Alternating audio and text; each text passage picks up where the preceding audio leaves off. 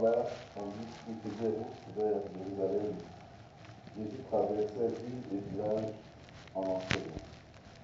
Quelqu'un lui demanda, Seigneur, n'y a-t-il que peu de gens qui soient sauvés? Jésus leur dit, efforcez-vous d'entrer par la porte étroite, car je vous le déclare, beaucoup chercheront à entrer et n'y parviendront pas. Lorsque le maître de maison se sera levé pour fermer la porte, si vous, dehors, vous vous mettez à frapper à la porte en disant, Seigneur, ouvre-nous, il vous répondra, je ne sais pas où vous êtes. Alors, vous vous mettrez à dire, nous avons mangé et bu en ta présence, et tu as enseigné sur nos places. Il vous répondra, je ne sais pas d'où vous êtes. Éloignez-vous de moi, vous tous qui êtes bénis. Là, il y aura des pleurs et des grincements de dents quand vous verrez Abraham, Isaac et Jacob et tous les prophètes dans le royaume de Dieu, et que vous-même, vous serez jetés dehors. Alors on viendra de l'Orient et de l'Occident, du Nord et du Midi, prendre place au festin dans le royaume de Dieu. Oui, il y a des derniers qui seront premiers et des premiers qui seront derniers. Acclamons la parole de Dieu.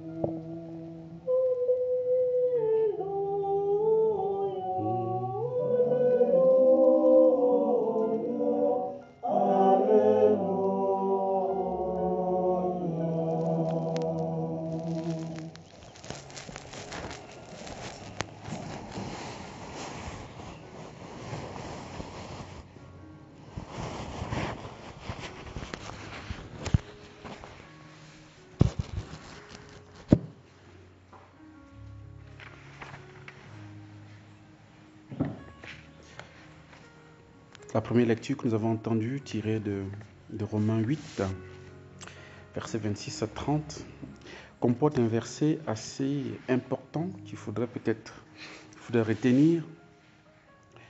C'est le verset 28, Romains 8, 28, c'est facile à retenir. En général, on le dit, tout concourt au bien de ceux qui aiment Dieu. C'est assez facile à retenir. Et c'est un verset qui assume beaucoup de choses. Tout concourt au bien de ceux qui aiment Dieu. Ça veut dire que tout ce que nous pouvons vivre et traverser de joyeux, de douloureux, de pénible, tout cela, Dieu peut, d'accord, Dieu va utiliser tout cela pour le bien de ceux qui l'aiment. Tout concourt au bien de ceux qui aiment Dieu. Et Saint Augustin dira, même le péché. Bon.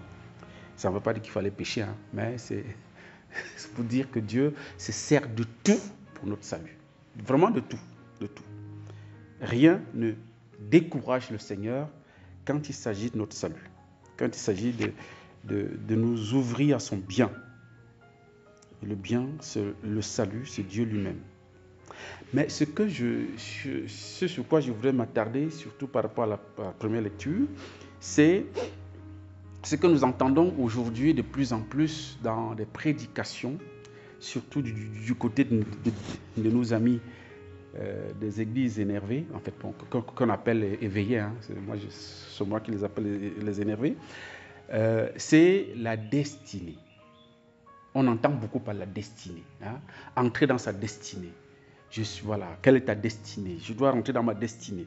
Dieu, je dois faire tout pour rentrer dans ma destinée. Et aujourd'hui, dans ce terme de destinée, on dit de tout et de rien. Mais à mon avis, j'ai l'impression qu'aujourd'hui, à travers le texte que nous avons reçu, il y a une réponse biblique à ce qu'on appelle la destinée. C'est quoi la destinée? Lorsque on écoute Saint Paul parler ici, c'est assez clair à mon avis, hein. Nous le savons, quand les hommes aiment Dieu, lui-même fait tout concours au bien, tout contribue à leur bien, puisqu'ils sont appelés selon le dessein de son amour. Ceux que d'avance il connaissait, il les a aussi destinés d'avance à être configuré à l'image de son Fils pour que ce Fils soit le premier-né d'une multitude de frères. La destinée dont il est question dans la Bible, selon le projet de Dieu, c'est d'être configuré à l'image de son Fils. Voilà la destinée chrétienne. Parce qu'aujourd'hui, on entend on entend tout et son contraire. J'ai une de mes filles qui me disait, mais je suis en train de prier pour découvrir ma destinée. Et elle priait en communion avec certains de ses amis qui étaient de ces églises énervées là. Et dans le jeûne et tout ça, il dit, mais est-ce que tu sais est-ce que tu sais que pour jeûner, il faut demander la permission à ton accompagnateur spirituel? Est-ce que tu m'as demandé? On ne jeûne pas comme ça à tort et à raison. Et à travers. Non. Et tu veux rentrer dans ta destinée. Ta destinée, ce n'est pas possible. Tu cherches ta destinée. Tu es marié. Tu as les enfants. Tu es baptisé, communié, confirmé, marié à l'église. Tu es en train de prier, de jeûner pour chercher ta destinée. Mais il y a un problème. Mais tu es chrétienne. Tu es épouse. Tu es mère. Si la destinée au sens vocationnel, au sens de la fonction, mais tu es marié et tu dois œuvrer pour la sanctification de ton époux et pour la sanctification de tes enfants. Mais tu cherches quel genre de destinée, maman? Tu cherches quoi? Qu'est-ce que nous cherchons dans destinée? Je veux rentrer dans ma destinée. Parce qu'on pense que la destinée consiste à être un grand prédicateur dans le monde entier, être un faiseur de miracles. Quelqu'un qui parle devant les gens, mais quelqu'un qui prend le micro pour chanter. Il y a des gens qui tombent dans le repos de l'esprit et tout. Là, j'ai atteint ma destinée. Non, je suis désolé. Ce sont les étapes qui te conduisent à ta destinée. Ça, là, c'est le charisme. Ce n'est pas la destinée. La destinée, c'est d'être configuré à l'image de son Fils, de Jésus-Christ. Et être configuré à l'image de Jésus, ça veut dire que c'est toute la vie de Jésus-Christ. Et comme nos amis, surtout du côté des éveillés, encore les catholiques sont en train de prendre ça, certains catholiques bien sûr, c'est pas tous, c'est un prédicateur catholique en train de prendre ce thème de destinée. Pour eux, la destinée, c'est lorsqu'on ne souffre plus. En fait, lorsqu'on est sur la terre, on prospère, on a des biens, on est rentré dans sa bénédiction matérielle et tout. Non. Et c'est d'être configuré à l'image du Christ. Et l'image du Christ, c'est quoi? Le Christ a été enfant. Hein? Il a été bébé. Il a grandi. Donc, il a été dépendant des autres. Il y a un moment, il n'avait rien. D'abord, Jésus n'a jamais rien eu. Être configuré à ce Jésus-là, c'est ça la destinée. Et Jésus est allé jusqu'à la croix. Donc le malheur qui t'arrive dans ta vie n'est pas une malédiction forcément, non. C'est une configuration au Christ qui fait partie du projet du chrétien. Un chrétien qui n'a jamais de souffrance, il y a un problème. Qui n'a jamais de croix dans sa vie, il y a un problème. Parce qu'on voit destinée dans le sens de réussite 24 sur 24, succès à tout moment, qu'il pleuve, qu'il neige, je suis dans le succès, je suis dans la gloire. D'accord, mais est-ce qu'on vit le paradis sur terre? C'est vrai qu'on vit déjà quelque chose du paradis sur terre, c'est vrai. Mais est-ce que c'est sans difficulté? Est-ce sans souffrance? Non. Soyons réalistes, soyons vrais.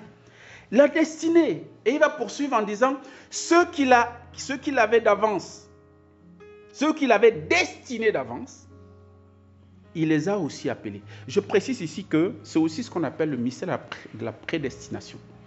Dieu n'a pas destiné certains d'entre nous pour aller en enfer et d'autres pour aller au ciel. Il faut que ce soit clair. Hein?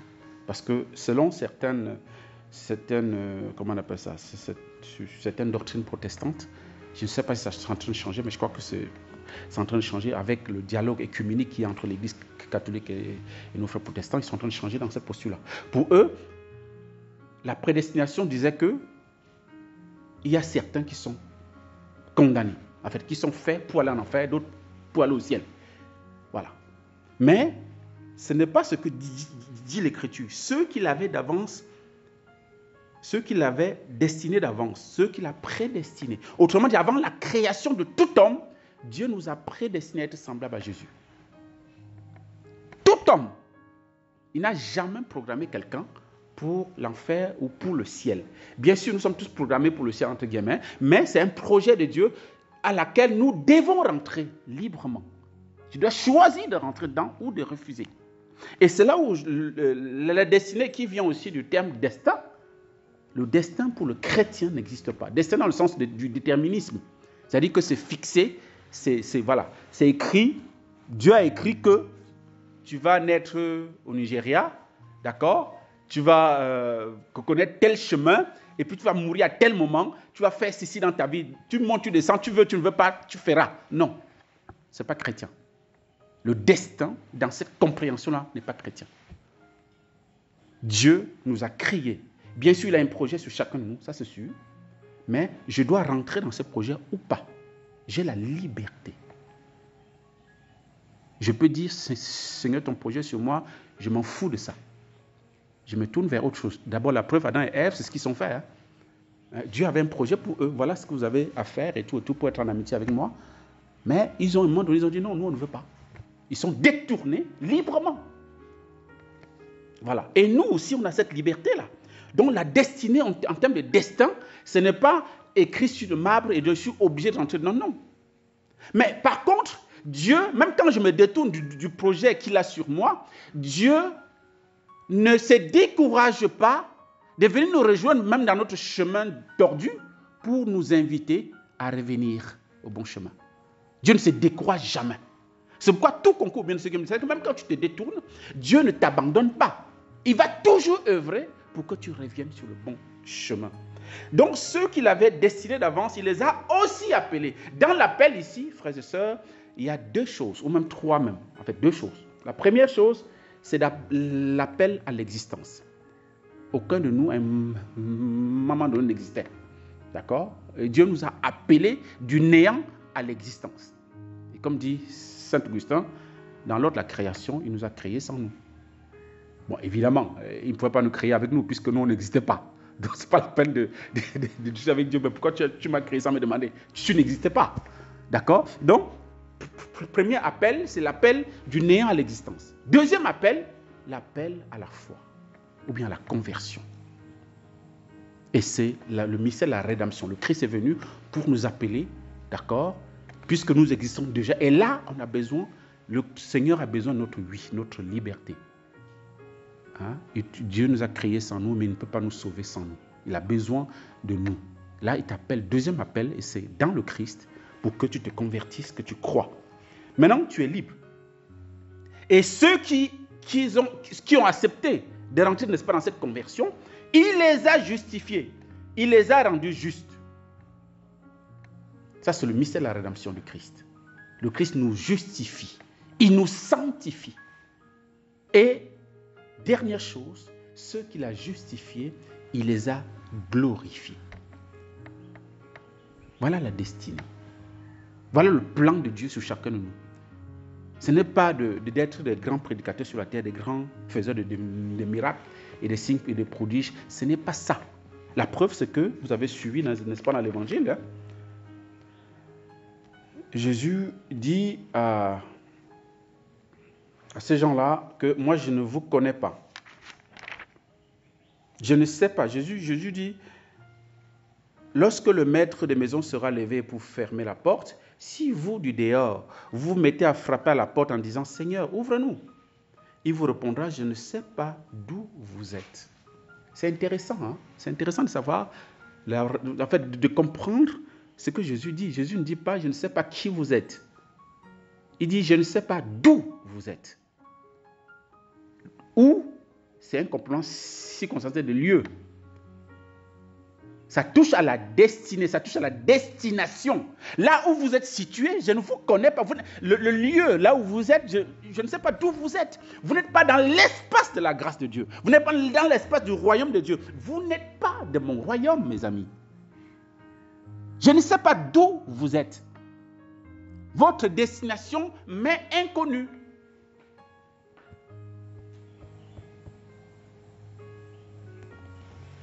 Et Jésus va le dire par deux fois. Hein. Et puis les gens vont répondre, mais attends, nous avons mangé et bu en ta présence. Et tu as enseigné sur nos places. Ça veut dire que nous avons été à la messe. Nous avons communié à ton corps et tout et tout. Nous avons entendu les prédications du prêtre qui parle en ta personne et tout ça, en ton nom. Et Jésus répondra, je ne sais pas. Deuxième fois, je ne sais pas d'où vous êtes. Et là, il va presser pourquoi ils ne sont pas dans le même lieu que lui. Et il va dire, éloignez-vous de moi, vous tous qui commettez l'injustice. C'est quoi l'injustice, frères et sœurs? L'injustice, c'est le contraire de la justice. Et la justice, c'est la volonté de Dieu. Vous n'avez pas fait la volonté de Dieu. Vous n'avez pas, vous ne vous êtes pas ajusté à la volonté de Dieu. C'est pourquoi vous vous retrouvez dans l'injustice et par conséquent, vous vous retrouvez dans un lieu où je ne sais pas d'où vous êtes. Qui est étranger au lieu où je vous attends. Et il va dire là, il y aura des pleurs, des grincements dedans. Quand vous verrez Abraham, Isaac et Jacob et tous les prophètes dans le royaume de Dieu, voilà le lieu où nous devons, voilà le lieu de notre destination, voilà notre destinée. C'est le royaume de Dieu, frères et sœurs. La destinée du chrétien, c'est le royaume de Dieu. Ce n'est pas d'être grand prédicateur, ce n'est pas d'être prêtre même. C'est de l'ordre du charisme, être prêtre, être consacré, être prédicateur. C'est de l'ordre du charisme, ce n'est pas de l'ordre de la destinée. La destinée, c'est le royaume, c'est la maison du Père. C'est le lieu où nous allons. C'est la destination finale. Donc que le Seigneur, à travers cette messe, nous aide à corriger notre vision sur notre soi-disant destinée sur la terre. On n'est pas destiné, n'est-ce pas, pour la terre, on est destiné pour le ciel. Et Saint Joseph, dont nous faisons mémoire à travers la messe votive, nous enseigne beaucoup de choses par rapport à ça. C'est quelqu'un qui a revu tous ses projets de la terre en fonction de cette destinée que le Seigneur avait sur lui et sur la Sainte Famille. Il a tout revu. Du jour où il a rencontré la Vierge Marie, tout a commencé à chambouler. Après encore, il vient avec la grossesse, tout encore allé en vrille. Le gars s'est retrouvé exilé en Égypte. Tout a chamboulé, n'est-ce pas, dans sa vie.